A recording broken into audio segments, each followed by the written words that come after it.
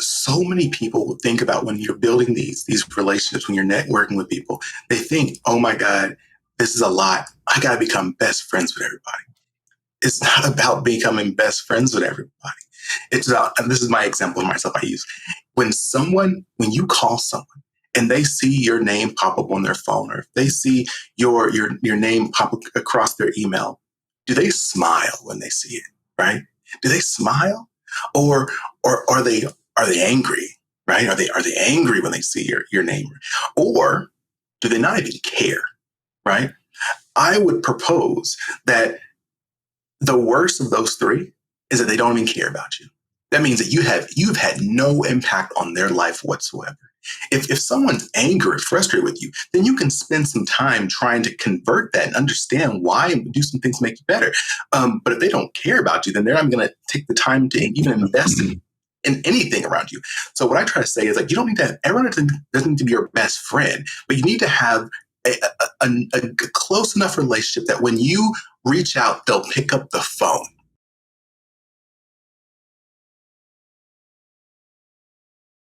And we are recording once again. Good afternoon, Ken. Good afternoon, Fenton. How are you doing? Doing good. Can't complain today. It's a beautiful day out. You know, it's not too humid. The sun is shining. I'll take it. Okay. All right. That was a lot. That's like when people ask you how you're doing and they're just like not expecting all of that. Well, expect it. Well, we can expect that we have an amazing guest today. We are joined today by, well, first of all, let's set the tone here. The teleprompter. The teleprompter is broken, so I forgot. Welcome to Products of Circumstance. This is the podcast with Ken Skeen and myself, Fenton Joseph. We discuss mental health and mindset matters through the lens of Black men. The show is unscripted, unfiltered, and mostly unedited. And please take a moment to like, subscribe, hit the notification bell, and last but most important, share with somebody who's on their personal development journey. And now we have our guest, Mr. Alex Tremble, who's going to join us today. He comes by way of our previous guest, the amazing executive coach, Jessica Rivera, who comes by the way of our amazing co-host, Ken Skeen.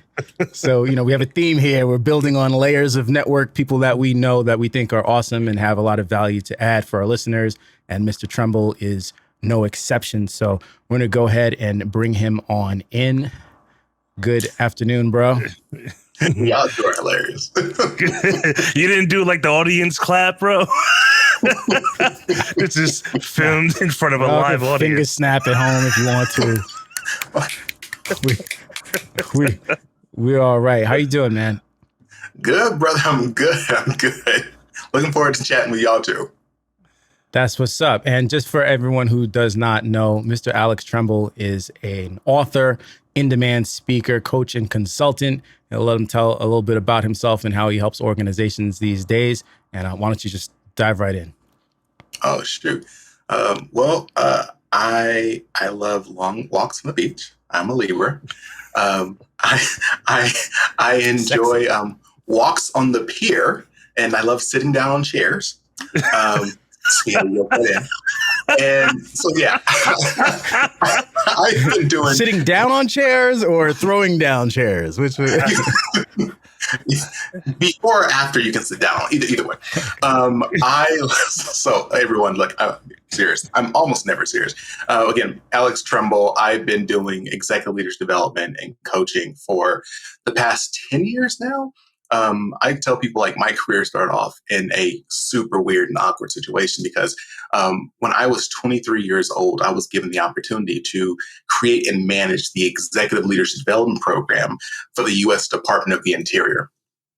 Now, why they allow some 23-year-old kid to do that made absolutely no sense to me, but you never look a gift horse in the mouth. So I took the opportunity and my career just flourished. And so in brief, I'll just say, like, I have been able to be around so many phenomenal people and see just so much success, but I found that so many people, unfortunately, weren't allowed and afforded the opportunities that I was afforded. So this is what I do now, is work with leaders to provide them with those same advice, strategies, and skills to reach their personal professional goals.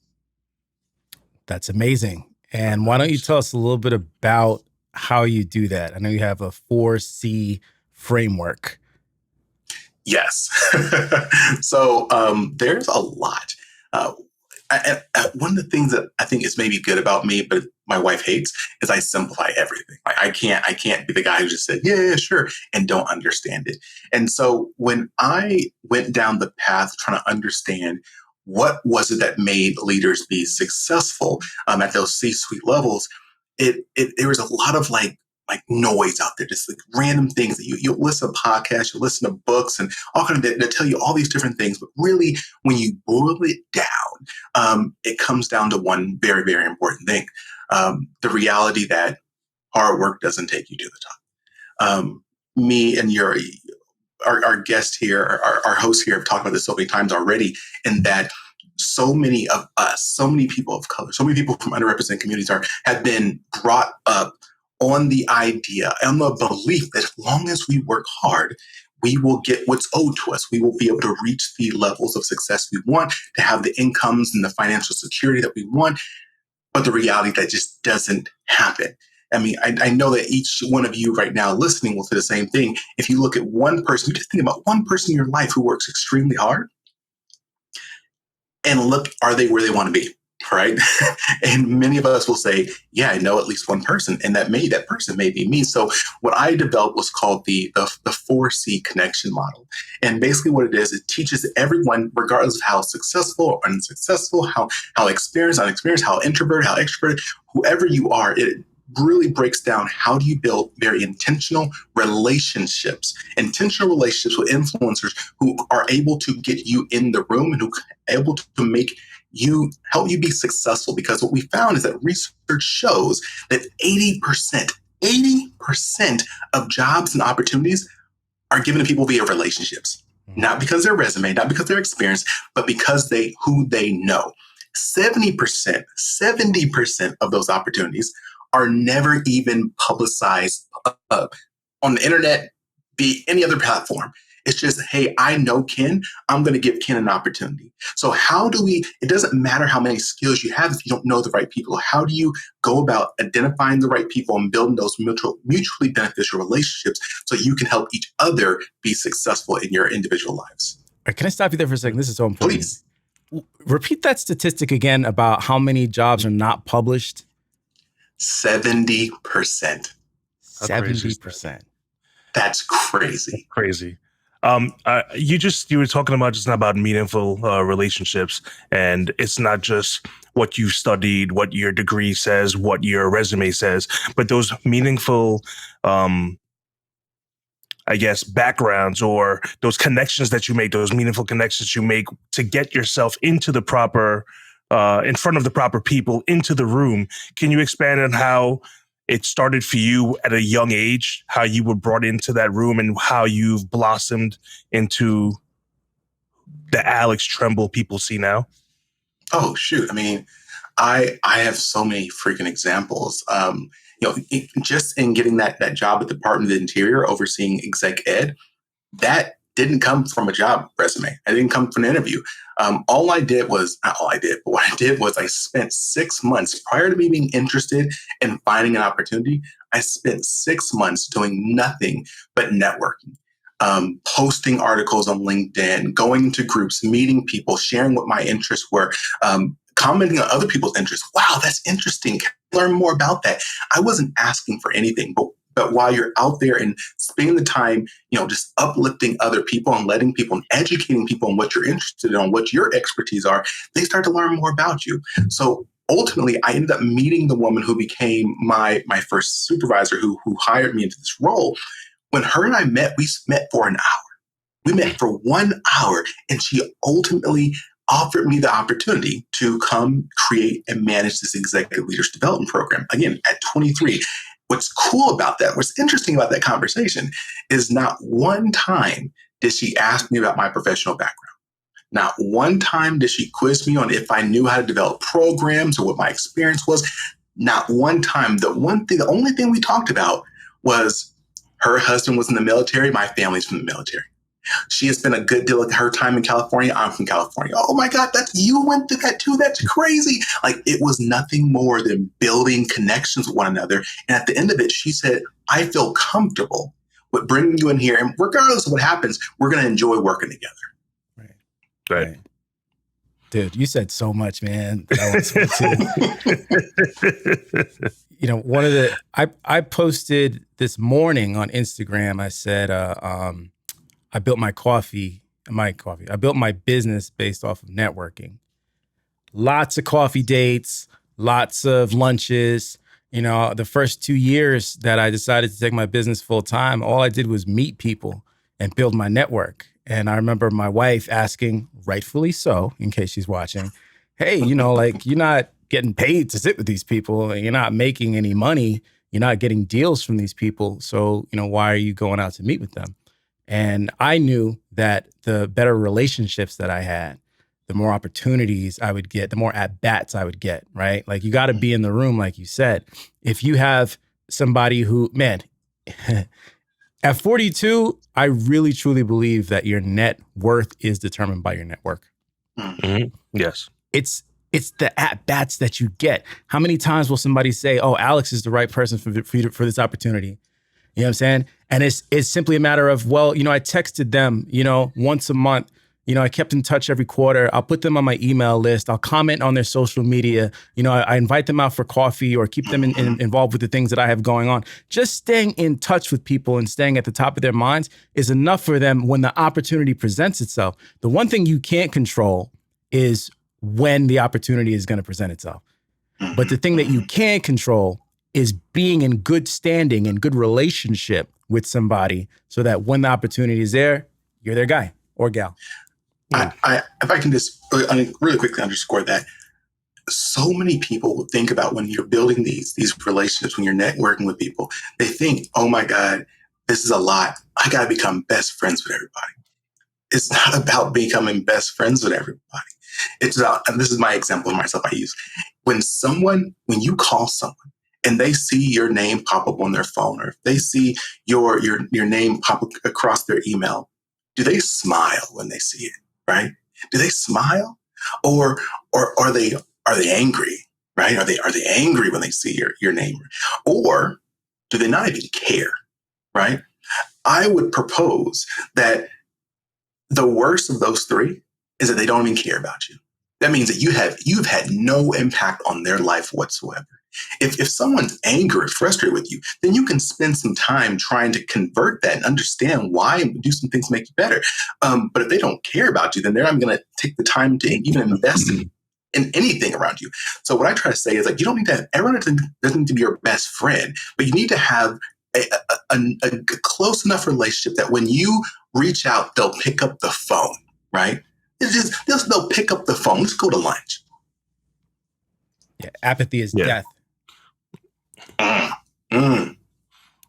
Yeah, I have to say, even in my profession in sales, like you said before, 70% of posts aren't even online in social media, wherever it may be. I know I was about to say newspapers. I'm not sure if anyone even picks those up anymore, but in general, you don't see a lot of posts. So a lot of the connections I've made, even through my business, when I make that phone call, and like you just said, when you make that call and they see your name, are they like, do I really want to talk to this person? This is going to be a hassle. Or are they smiling to say, you know what, I have an opportunity. Let me help this person out. But yeah, it's every profession, not just, again, I'm in sales, so I can relate to it. But even when I was in construction before this, and you're bidding on a job, you may be just a little bit over, but they know who you are as a person, your character, your work experience, and they'll give you that opportunity before someone else. So you have to build those relationships, because if you're not building relationships, which is very important, I don't care what field you're in any professional field, if you're not out there putting your face out there, making sure you're leaving a positive attitude or a positive imprint on people, it can really keep you out of going to another level. Or even I know we spoke a couple of weeks ago with you, Alex, and the different, not, I want to say per se fields, but career opportunities that you've had, even starting off at a younger age to where you are now, was getting your face out there and getting your word out, but also leaving an imprint on people to say, wow, I would love to work with this person one day, or I would love to collaborate with this person one day and, you know, figure something positive out, a positive outcome out of it. I know you have 2 books right now that you've written, and you're about to release a third. Would you like to tell the audience a little bit about those? Yeah, I would. Thank you for bringing that up. Yeah, Let's do it. So my next book, which has been my my baby that, well, first, I just had a baby, a real baby. So that's my baby. I love him. Oh, God. He's now 24 days old. But my second baby is my new book, Relationships That Work. And that's being published in, I think September 29th is the actual published date. But please go pre-order your copy now. But the book focuses on is, one, underscoring why relationships are so important, right? Again, it doesn't, there are so many people who are already thriving in their life, in their career. But if you look at it, you look at the demographics, look at people of color, look at men of color, look at anyone from underrepresented communities. What you'll generally see is that they're generally speaking at the lower ranks of the organization. So what this book is specifically geared towards is helping those individuals understand and not only understand it, but actually by the end of the book, you will have developed a strategic networking strategy for yourself, because I'm all about action, not about, feel good, it's great, but feelings go away. I want you to have an actual strategy to move forward. And so what I wanted to make the point of what both of your phenomenal hosts were making today is networking is not only about finding another job. And that's what so many people unfortunately believe, is that, you only do networking when you're looking for your next opportunity. But I'll tell you that networking in these relationships are critical in your career, period. If you are a leader and you're trying to move an initiative forward, you're not going to do it by yourself. You're going to do it with others. That means you have to build relationships with others, right? If you're trying to fight for funding or any support for an initiative that you may be leading, the reality is every organization only has so many resources. They only have so much money, only so many employees, only so much time, only so much access to raw materials.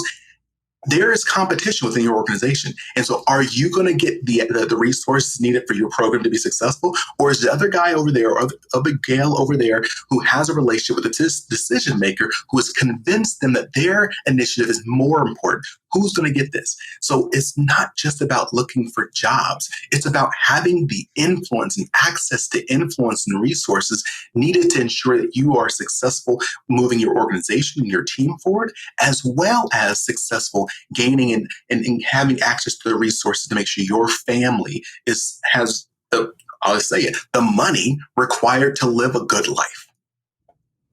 I love that.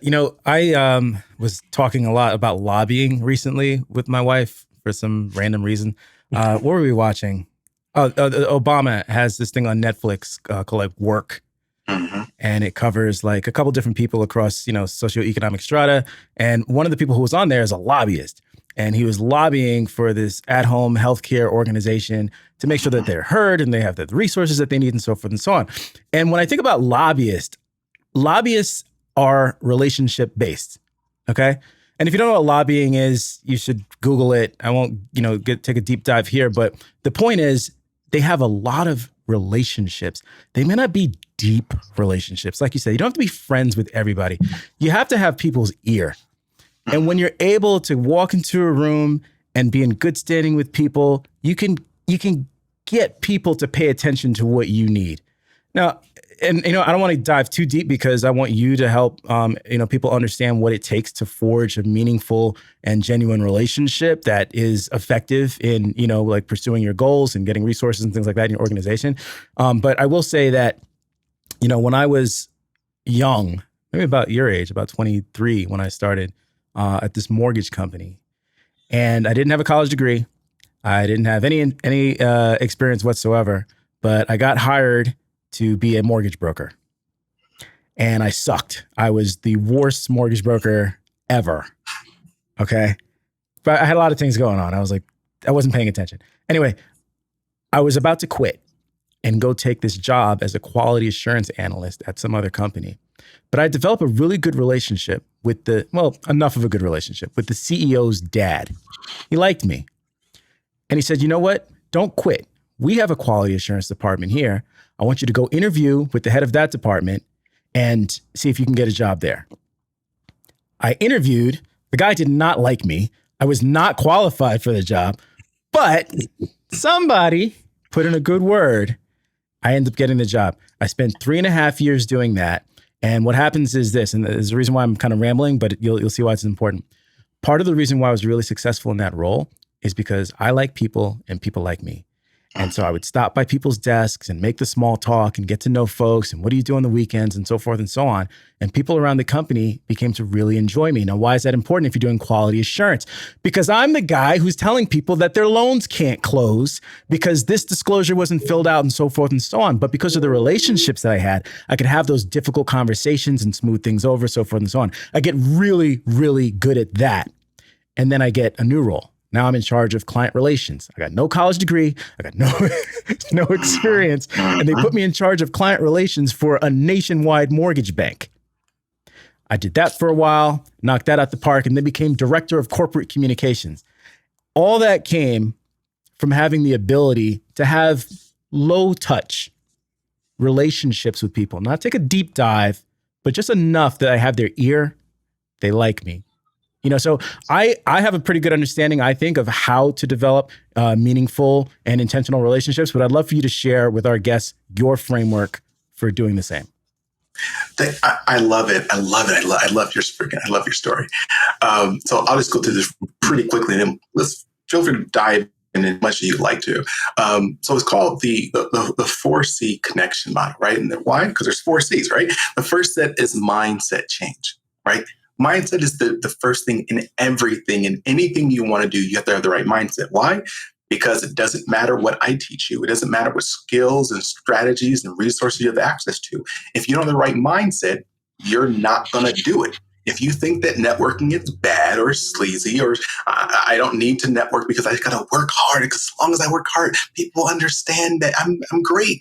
If you believe that stuff, then you'll never use the resources that we share. So mindset change is the absolute first thing you do. The next thing after mindset change is internal clarity. See, the problem is most people believe that networking and building strategic relationships is about other people, but it's not. It's about you first, because you need to understand, what are your goals? What are your interests? Where do you want to go in life? What are you good at? What resources do you have access to? Where do you feel most comfortable? Why is all this information important? Well, because if you don't know where you want to go, then how do you know that building a relationship with this person over there is the best relationship and the best place to spend your time and energy?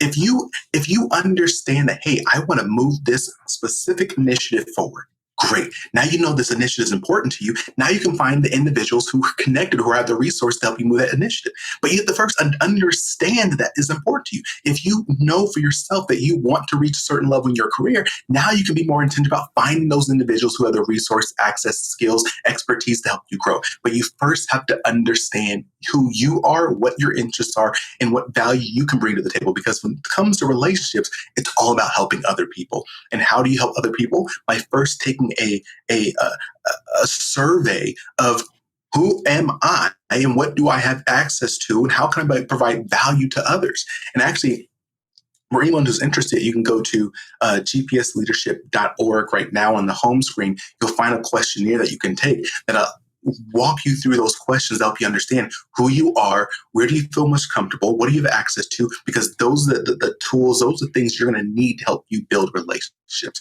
Okay, so after internal clarity, you then move to external clarity. External clarity is, okay, now that I understand where I want to go and who I want to be and all those questions, now who can help me get there? Where are those people? Who are their friends? Who are their enemies? What are their goals? What are their aspirations? How can I help them be successful? How can I provide value to those individuals? What groups and organizations are they a part of that I can go and be a part of as well, so I can be in those circles? That is external. That is external, focusing now outside of yourself. And finally, after you have external clarity, you move to behavior choice. And this is, again, where everyone loves to start off, which is behavior choice. What are you actually doing? How do you shake someone's hand? How do you talk to them? What phrases do you use? How do you write the right email that's going to get them to respond to you? All those things are behavioral choice. But I take this back, going backwards. Behavior choice doesn't matter if you don't have external clarity, because you won't know who to target your behaviors towards. External clarity doesn't matter if you don't have first internal clarity, because you don't know who you are and where you're going. So you don't know direction with the head. And internal clarity doesn't matter if you don't have mindset change, because if you don't have the right mindset, you won't do any of it. So that is the overarching formula that I've created while doing hundreds of interviews, surveys, literature reviews, books and articles, and even on my podcast, The Executive Appeal, like we dive into how do you build these influential relationships so you can reach your goals. It's a lot. Sorry. No. It's good information. Good information.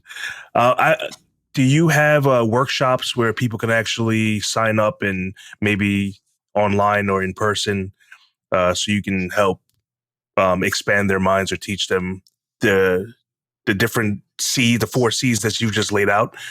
Do you have workshops that people can attend, or again, online or in person? Oh, absolutely. I do a great deal of my work directly with organizations. So people generally bring me in to either be a keynote speaker, run workshops and things like that.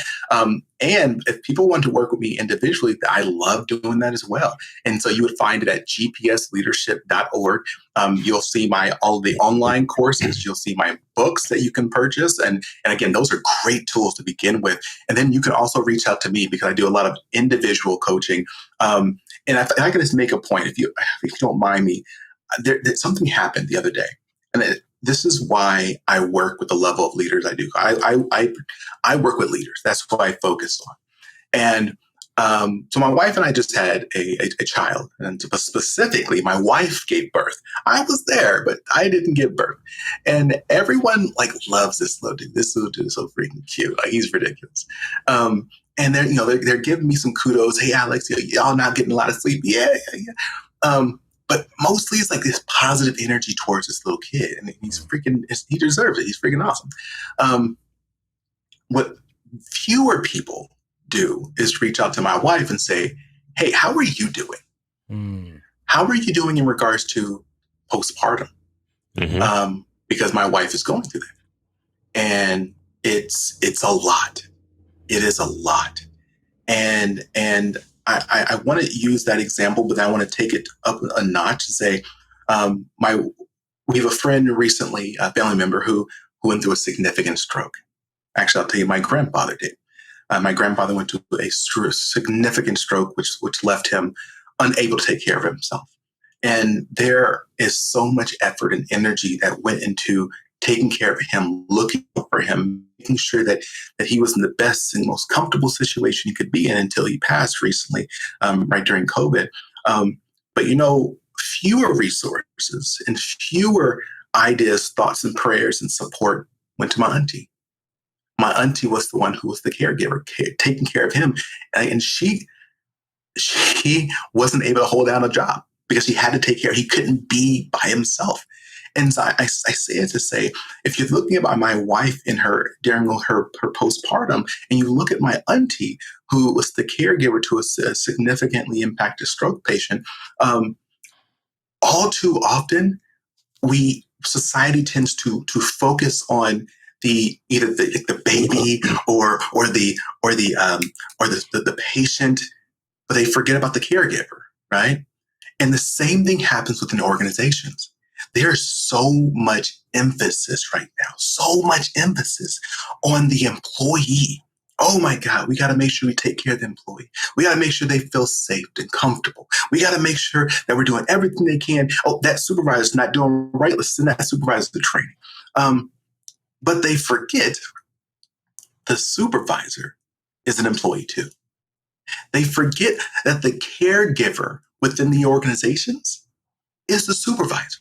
And supervisors, they do not get the support they need. So as a great supervisor, yes, I focus on their employees, but what my job is to focus on the supervisor, to focus on the leader, and make sure they are doing okay. Make sure they have the resources, the support, the coaching, the mentorship, make sure they're going to reach their goals and they are in a safe place as they continue to take care of themselves and their families as well. Nobody's taking care of me, man. Who's looking out for me, man? I'll tell you, I've spoken to so many leaders at the SVP level, Fortune 500, and they are doing everything they can to take care of. I was talking to someone just 2 weeks ago. They're going through a massive organizational shift where many employees may be let go, right? And this person is focused solely on making sure that they have as soft as landing as possible, and like they're working around the clock to make this happen. You know who no one's focusing on? That leader, who will also be out of a job, right? Wow. And I was like, hey, look, you got to focus on you too. And like we had a really great conversation because you matter. Just because you're a supervisor or a leader does not mean you matter less. And that's, you know what? First of all, masterfully done. You're a wonderful storyteller, and I appreciate, you know, the way that you were able to land that plane. I've been in management roles in organizations, you know, like startups where there's layoffs, and eventually I was laid off. And, you know, there was this like, the day that I got laid off, it was actually a relief, you know, because you're doing so much for other people, knowing full well that that could also be you, you know, and until that day that I get pulled into the office and it's like, hey, you know, really sorry, like, appreciate everything that you've done, so forth and so on. You know, which is just business. We understand it. There's tension there. There's anxiety. There's a heightened level of anxiety and stress. And I think you're 100% right, man. Like, you ever see the movie Up in the Air with George Clooney? Yeah. Yes. Right? Yeah. And he's the guy who goes around to the country and he fires the people, gives them their packages and stuff like that. I thought that was really, you know, insightful. But to your point, the emphasis was on the employees, you know, the people who he was talking to and their emotions. They did a wonderful kind of montage, if you will, of different people and their struggles, the stories that they had. And it was really, really well done. But the whole reason why he was there is because it's really hard on management to have those conversations, and they don't really get the support that they need through that. So I'm really grateful that you're doing that work and serving that demographic, because they really do, between, you know, like maybe some middle management and like C-suite, the organizations really are on their backs. Like, yes, the employees are the ones that make everything go. But without somebody, you know, leading and creating infrastructure and making that those things are in place, you know, it takes everybody, but they need attention as well. Being in charge of my own organization, you know, small as it may be, nobody's asking me how I'm doing. It's like, oh, Fenton's got his company and his life is great. It's like, Fenton. What? How are you? Well, how are you doing? First of all, you asked me how I'm doing, and that's why I love you. I appreciate that you check in. Too, man. You know, but it's lonely here at the top, and I don't want to suck up all the oxygen in the room, but it is lonely when you're leading a company, when you're leading an organization, and it doesn't matter how small or how large. If you actually give a crap about your people and you care about their livelihood, you know, you care about their mental wellness. Is their thinking, is there enough work being brought in to the organization for them to be able to continue to work here? You know, what's the culture like? Because driving culture is an immense lift. I mean, that is a Herculean effort that so many people screw up, partly because they don't have the support to be able to, you know, like have a framework for how to do that. But just like the stress of doing so is insane. I've been a culture driver within organizations, and it's a really, really difficult thing to do that most people are not equipped or not supported through. Yeah. Preach. What's called, I'm going to really quickly just, because you talked about CEO, and I have a client I coach, and he's the CEO of a significant size organization, and they've been going on for a number of years. And this guy has been freaking busting his tail on the fundraising piece. That's his job. That's CEO. He's fundraising, and it's crazy because I was talking to them just a few weeks ago, and they're like, "Hey, look, they're running out of money," and he feels so bad.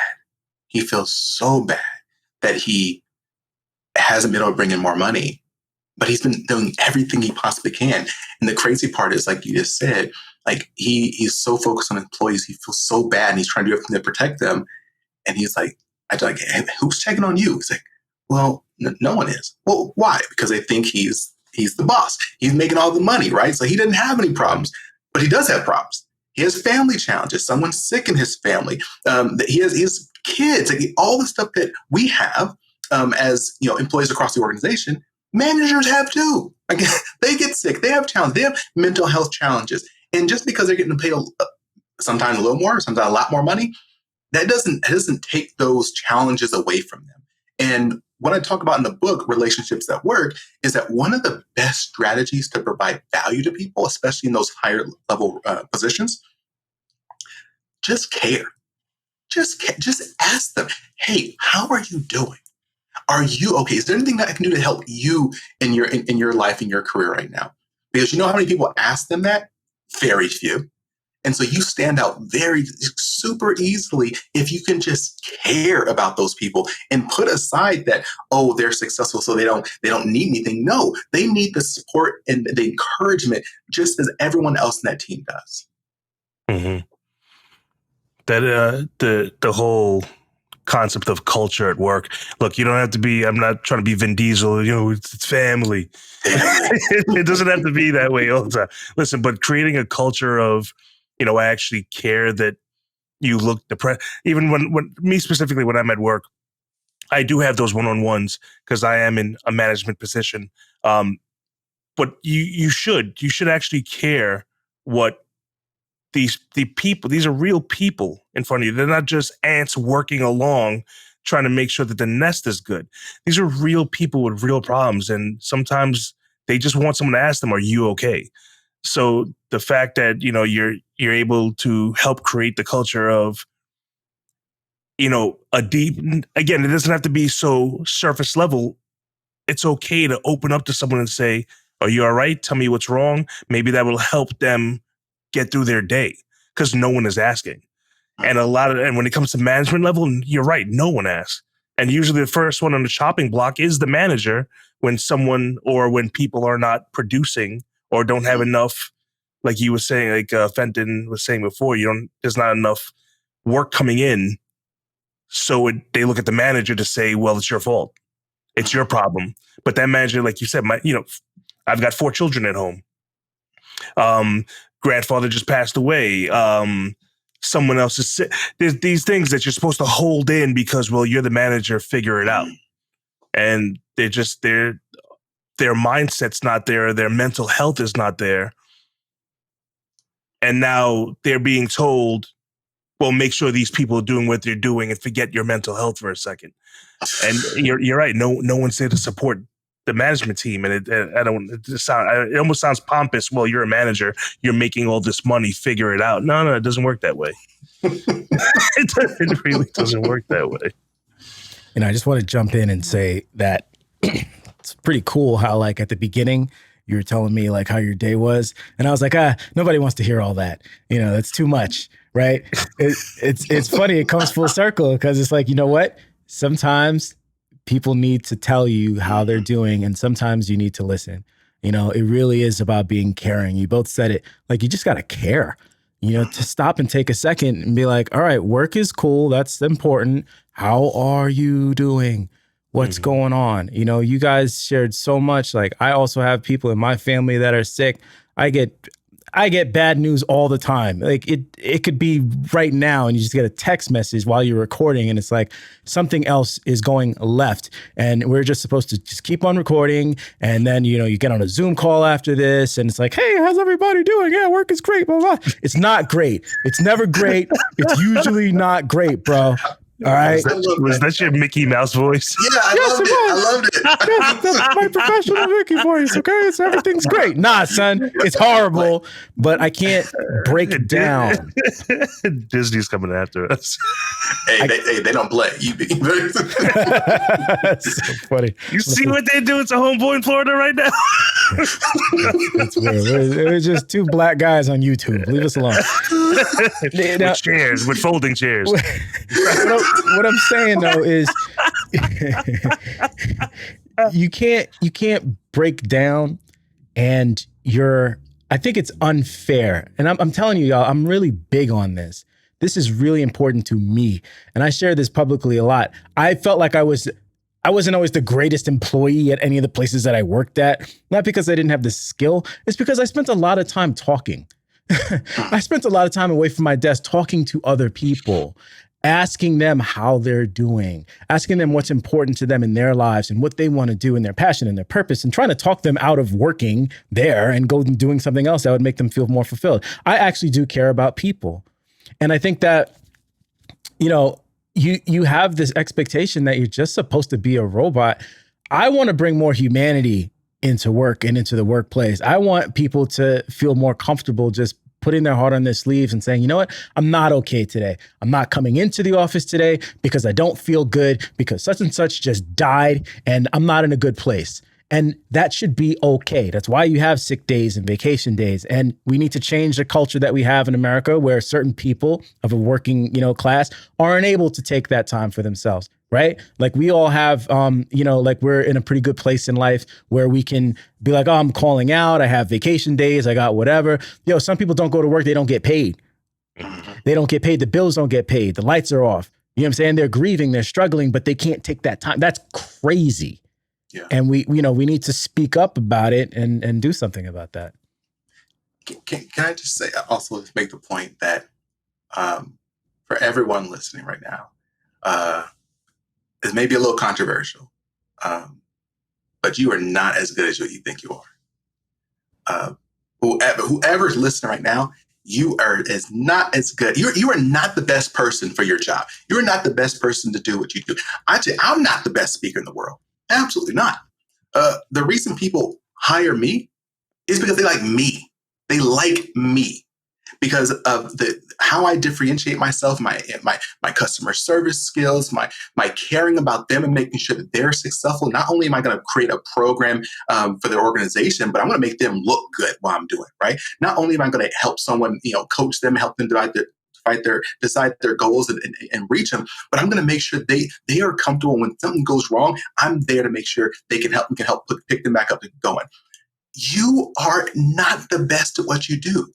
You can be replaced. So if you are honest with yourself to say, look, I'm not the best, then you need to find something else that you can be on. Yes, there's 100 million accountants out there.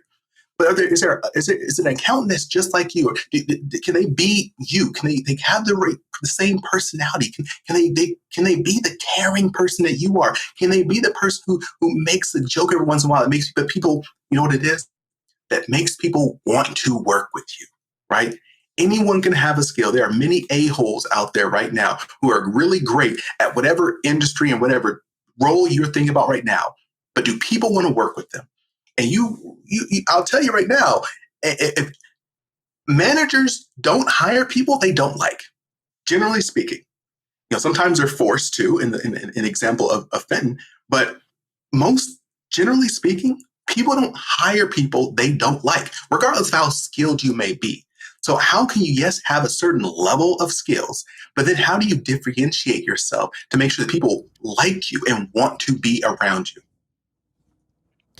Thank you for the recap. that's what's up. People work with people that they know, like, and trust. If they don't like you, you're out. Just like Alex said. Alex, I'm sure, we're very similar. I'm sure we're both very, very strong interviewers. Every job that I've gotten, I didn't talk about the work. We didn't talk about the work. I mean, just a little bit, because, you kind of have to, but it's really two people sitting down, just getting to know each other and enjoying, their time together and having a good laugh. When you have a framework for developing meaningful relationships, those 2 years that I spent where I was just doing lunch dates and coffee dates and not making really a lot of money, I was learning how to make meaningful connections with people in a short period of time. Okay, I got a 15-minute Zoom call, a 30-minute Zoom call. All right, we're going to have lunch for 30 minutes, coffee for 30 minutes, whatever it is. I learned that there are a couple through lines in conversation, some things that you can go to every time that will get people to be like, oh, okay, You're cool. All right, we're alike. We're similar. Because the reality is we are a lot more alike than we are different. Mm-hmm. So if you can kind of hone in on what those similarities are that all people share, if you can see their humanity, in other words, and tap into that, then it doesn't matter what room you go into, you'll always be able to get along with people. And that, I think, is something that, you know, you're talking about when you talk about external clarity, you know. But I liked your model because it's stacked. It starts with mindset, internal clarity, and then external. You can't have the external clarity without the internal and also the mindset shift. So you really have to look at yourself and see your own humanity and see what you're about. And then you can find people who are similar to you and be able to leverage that humanity to connect with them and get people on your side for whatever it is that your cause may be. I think everyone should read your book, dive in on your social and everything, and understand this framework really, really well. Yes, thank you again for being on.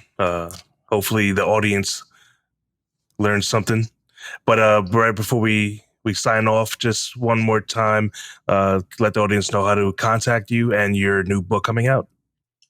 Well, a new book is Relationships That Work. Please, please, please look us up on website is gpsleadership.org. It's gpsleadership.org. You can find me at Alex Tremble on YouTube. I post a lot of content on there on YouTube. I love sharing funny, interesting stories about how to navigate your life and be successful and stay motivated.